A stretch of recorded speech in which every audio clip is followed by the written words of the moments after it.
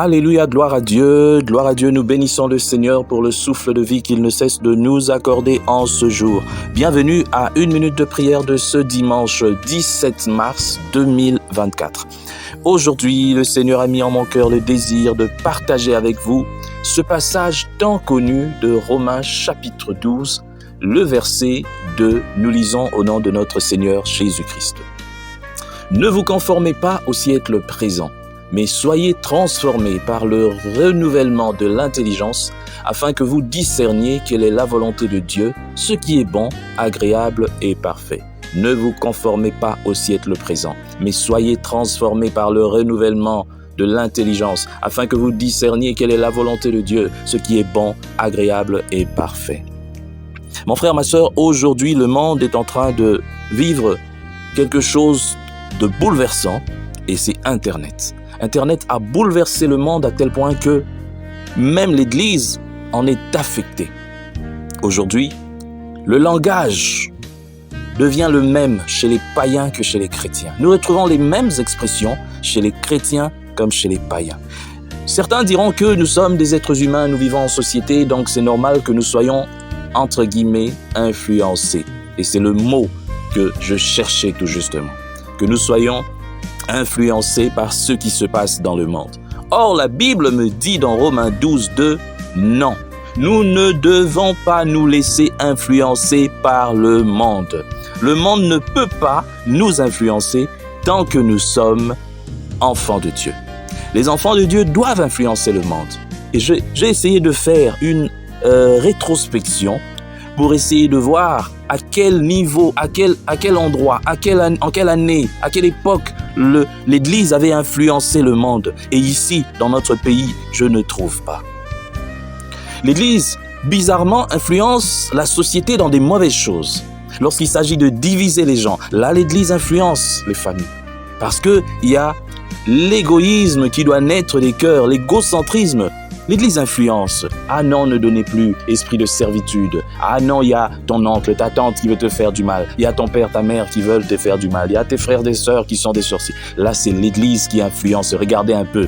Mais jamais l'Église n'influence le monde dans des bonnes choses. Jamais l'Église, jusqu'à présent, je parle au Congo, je ne parle pas dans l'ensemble. Or, dans certains pays, là où on a parlé de réveil, l'Église a eu à influencer positivement la société. Et je le redirai, je le redirai encore et encore. Le réveil d'Azusa Street en Californie reste pour moi le meilleur moment. Parce qu'il y a eu d'autres réveils que moi, j'ai pas suivis. Mais celui-là, j'ai quand même vu dans des documentaires, dans des textes vrais. Là où on dit que même les prisons avaient fermé. Imaginez-vous un peu, il y avait eu réveil. L'Esprit de Dieu s'est répandu. Il y a des cœurs sincères qui ont commencé à invoquer Dieu. Et non des histoires là, comme si on invoque, mais en réalité, il n'y a que le ventre qui est là, qui a besoin d'argent, qui est en train... Non, on a invoqué Dieu pour de vrai. Et Dieu a agi. Même les portes des prisons avaient fermé. Il n'y avait plus de voleurs à Azusa Street. Il n'y avait plus de voleurs, Et les prisons ont fermé, tout simplement parce que les gens avaient changé. Ils avaient abandonné leur mauvaise vie. L'Église avait enfin influencé le monde. Voilà. Mais lorsque je regarde ici, là où je vis, je vois que nous sommes tellement influencés par le monde. Je disais l'autre fois qu'il y a même des expressions que nous utilisons maintenant dans l'Église, mais qui viennent directement du monde. Et des expressions qui ne disent pas des bonnes choses.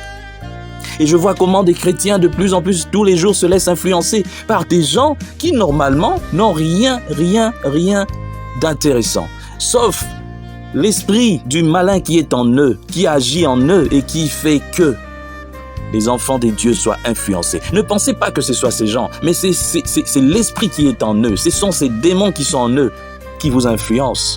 Lorsque vous devez être là pendant 2 heures en train de suivre les vidéos d'une fille qui se montre nue, je le redirai toujours, qui montre toutes ses fesses, qui laisse son corps à l'extérieur sur TikTok, sur je ne sais pas quel autre réseau, Instagram ou bien Snapchat, et vous êtes là en train de regarder. Et aujourd'hui, tu iras à l'église. Tu iras à l'église, Seigneur, tu fermes les yeux, tu veux prier. Tu as tellement envie de te connecter avec Dieu, mais que tu n'arrives pas. Parce que lorsque tu fermes tes yeux, tu vois ces images qui étaient encore hier dans ton téléphone. C'est comme ça que vous nourrissez mal vos esprits. Et comme vous nourrissez mal vos esprits, ça se répercute aussi sur votre comportement et vous êtes influencé. C'est ça tout justement. Et vous pensez que le mot influenceur, c'est un petit mot. Ce n'est pas un petit mot. Influenceur peut influencer toute une société. Mais l'Église aujourd'hui est là pour faire le contrepoids. Mais malheureusement, elle ne fait pas le contrepoids parce que ceux qui se disent chrétiens, chrétiennes, se laissent aussi influencer. Et le mal, ce qui est vraiment le comble, c'est que parmi ces gens qui influencent mal la société, il y a aussi de ceux-là qui se font appeler chrétiens, qui sont dans les églises avec nous le matin, à midi, le soir, qui prient, qui louent Jésus, qui lèvent leurs mains. Mais lorsqu'ils sont seuls dans leur coin, ils influencent mal la société. Et ça, c'est grave. Ce sont des agents du diable implantés. Ils sont venus à l'intérieur de l'église pour détruire l'église, parce qu'en réalité, l'église, c'est comme un œuf. Il se détruit de l'intérieur. Mes chers frères et sœurs, c'est sérieux le moment que nous vivons. J'ai beaucoup parlé, j'ai fait toute une prédication sur les influenceurs. Les influenceurs. Vous pensez que c'est une petite chose? Non. J'ai vu des gens moi-même, je suis témoin, passer des heures à suivre des bêtises là où deux personnes s'insultent et ils sont contents. Deux fois même en train de préparer. Une sœur laisse d'abord la nourriture, fait descendre la nourriture pour écouter tout simplement deux personnes en train de s'insulter. Ça, c'est diabolique, très diabolique.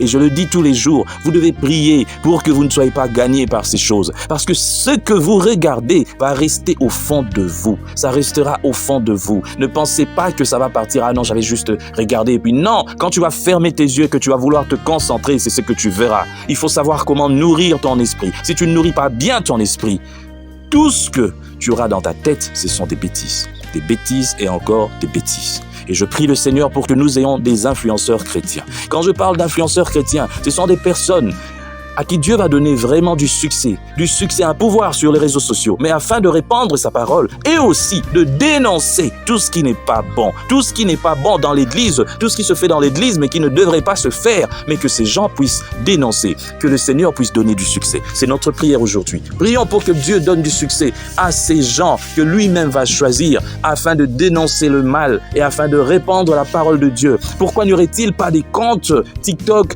de serviteurs de Dieu, des vrais, ceux-là qui sont humbles, qui veulent vraiment au fait servir Dieu d'un cœur sincère? Pourquoi n'y aurait-il pas des comptes comme ça avec 100 millions d'abonnés, avec pourquoi pas 200 millions d'abonnés qui vont influencer aussi positivement ce monde? C'est possible et nous pouvons prier pour que Dieu puisse rendre cela encore possible et vrai. Prions au nom de Jésus. Seigneur, merci car nous voulons, Seigneur, que toi tu puisses donner encore beaucoup, Seigneur ô éternel, mon Dieu, tu puisses entrer dans les cœurs, Seigneur ô éternel, mon Dieu, de tes enfants. Que tu puisses, Seigneur ô éternel, pourvoir à des serviteurs, Seigneur, qui te louent, qui t'adorent, qui te servent en esprit, en vérité, afin de dénoncer le mal et afin, Seigneur ô éternel, de propager, répandre ta parole. Donne-leur du succès, Seigneur. Tous ces comptes de serviteurs qui sont restés dans la droiture, Seigneur, aide-les. Aide-les, Seigneur ô éternel, à évoluer et à faire, Seigneur ô éternel, mon Dieu, ton travail, Seigneur, dans le vrai, à avoir du succès. Merci, Seigneur, car tu le feras. Au nom de Jésus-Christ. Amen.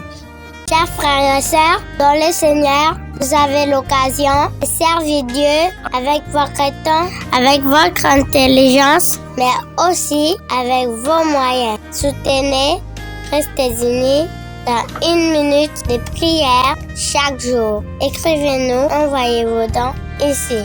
Que Dieu vous bénisse.